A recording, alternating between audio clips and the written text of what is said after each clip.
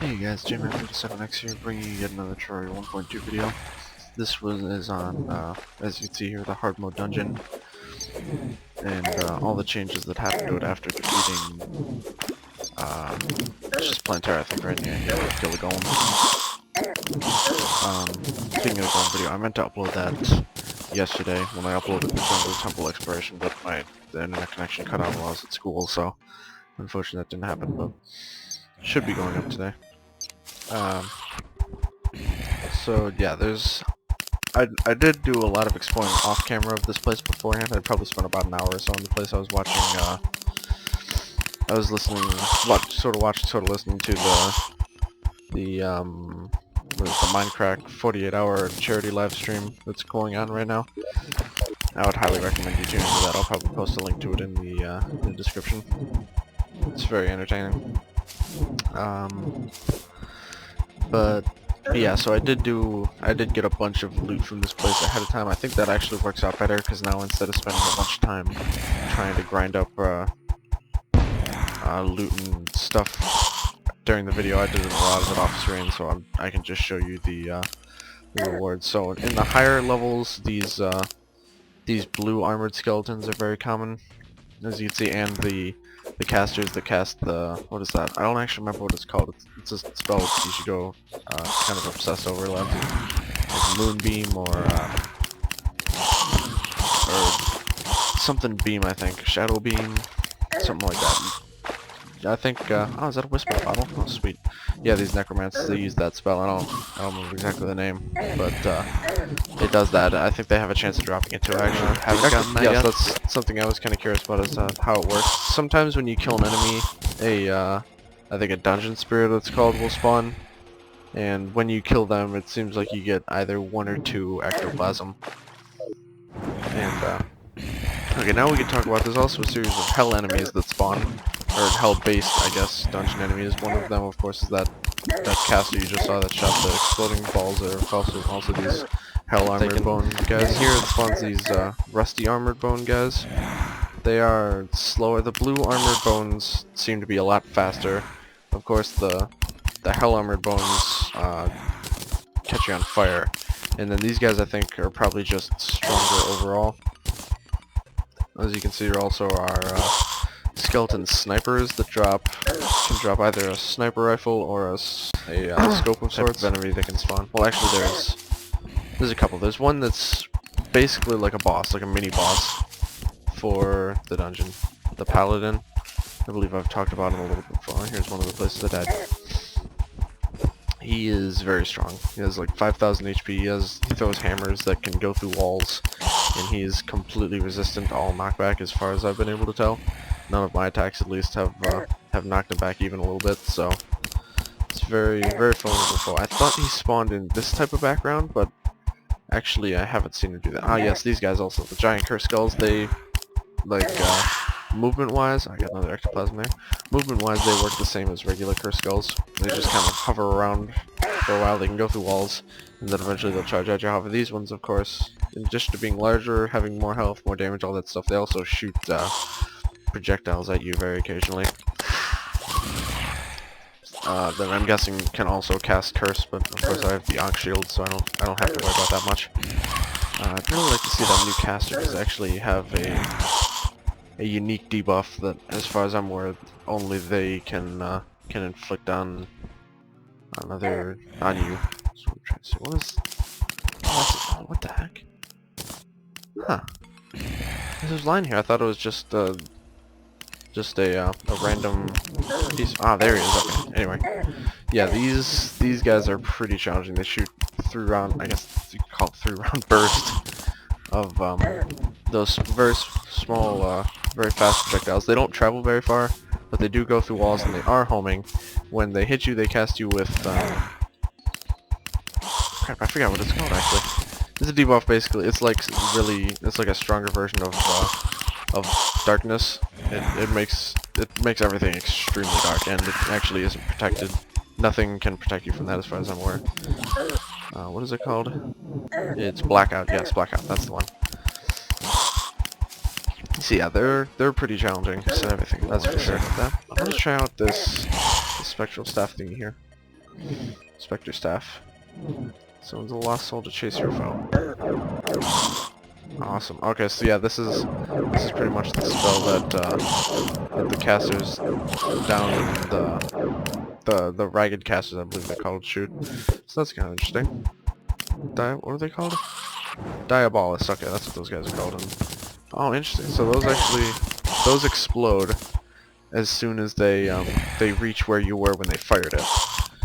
And then while it's exploding, it'll continue to do damage to you too. That's a spell I would really like to have actually. Well, I mean that and the moon shadow beam thing as well, of course.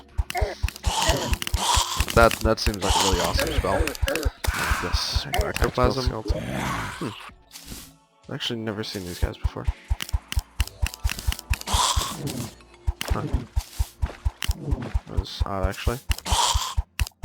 I'm not even sure what that was. I didn't see him do anything. I guess I should have left him around for a little bit. There's 2 heart crystals all right next to each other over there. Alright, anyway. This is a little guy. Get a lot of bandages. I guess there are a lot of enemies that cause bleeding in this place. I got a magnet sphere, I think, which just dropped from one of these regular skeleton guys, because it's not a spell that anyone actually uses in here. It's kind of neat. Oh, does it not go through walls? Or, yeah, it shoots a sphere that does that. Yeah, it's pretty awesome. Although you can only have one going at a time. But I mean, yeah, this thing is pretty awesome. I thoroughly enjoy this spell. Yeah, this is a good one. Definitely one of my favorite new spells for sure. You get these rifle scopes, which make it so that you can zoom in with, or increases view range for gun. Right click to zoom out. Yeah, I'm not sure exactly 100% what that means. These the sniper rifles. Yeah, they do a lot of damage. And of course, high critical strike chance, very high knockback, but they shoot, as I'm sure you'd expect, very slowly. But the cool thing about these is you can actually zoom in with them. I mean, it's not really zooming in, it's really just zooming too, because as you can see, it doesn't actually zoom in at all. But it does allow you to kind of pan your view around, which in itself is pretty useful. It's basically like having a pair of binoculars, if you prefer to look at it that way, and if you don't not actually going to use it for like shooting, you can you can basically consider it as such. Yes, there's that stuff. Plenty of those. The snipers are fairly rare, but the drops aren't. If that makes any sense. Get a bone feather. I don't actually know exactly what enemy drop this is. Pretty much just for making skeleton wings, which aren't really, I don't believe they're any different from regular wings. And they get, yeah, there we go. Wisp in a bottle. This is pretty cool. It pretty much spawns a little bit. It's like a variation of the kinds of things that, you know, like the shadow orb and stuff like that. Except this one you can actually control by hitting the arrow keys here. If I hit down, it'll actually go down left, right, all that stuff. It's pretty cool. And it does light up a fairly good area too. Like if I try to shine light over in that dark area, it's pretty good actually. So that's a cool one. Probably gonna be carrying one of those around me. I got this key brand, which is, I'm not really sure what to think of this. It's not especially there's not much like special to note about it. I mean, it is fast, I'll give it that. It's very fast, and the damage, its DPS is probably higher than this, just because of how fast it attacks, but this also of course shoots the orb, so I'm not sure. I feel as though this should be better, and this even has a decent, at least, prefix to it, so, but I don't know, that's just me. It's cool, at the very least. I got the tabby here. I actually haven't experimented with this at all yet. Oh my goodness, that's awesome. This is one of the 2 items I was telling you about that you can get from the bone Lee. Yeah, that's pretty cool. You just double tap and then it gives you a little dash there. That's neat. I'd enjoy that. Wonder how long that actually works. I'll probably experiment more with that as when I head back to my base. Then I got this ancient necro helmet. You can get ancient stuff like that from any armored enemy, I think. And there's the ectoplasm stuff like that. Ectoplasm, yeah. See the bone wings. That's what I was talking about. That's pretty much the only usage of the bone feather. Same as the flame feather is only used for the flame wings I got here. The Ghost Wings, you can just one ectoplasm and 20 Souls of Flight. If you want to like farm Souls of Flight for money, this is actually a good way to, or if you want to farm, if you want to farm the ectoplasm for money, turning them into Ghost Wings is actually gets you a lot more money than just individual. That's just, I just was reading that randomly when I was reading up on wings, so I don't know. Just felt like sharing. You can also make an upgraded paint supplies, which is seems a bit overkill to make, you know, painting supplies out of ghost material, but alright. You can make a ham axe, which isn't such a common tool actually, because usually it's what we got here, the pick saw. So that's interesting. It has the same axe power as this guy and 90 hammer power, so I'm not actually sure how that compares to, like, say, Chlorified or something like that, but it's probably pretty good. And of course it has the +3 range. That's the main advantage of the Spectre stuff, is that you get added range. +3 range on a pickaxe is pretty awesome. So, you know, even though it doesn't have, of course, as much pickaxe power as the pick saw here, because this, I'm pretty sure, is the most powerful pick in the game. This is the second most powerful, and it has the added range, so it could potentially be even more useful. You know, but no, I didn't actually mean to do that. Well, might as well just. I did. I made the one, so I just, yeah, basically it gives you a ton of mana, 280 mana, and what else does it do? What's the set bonus?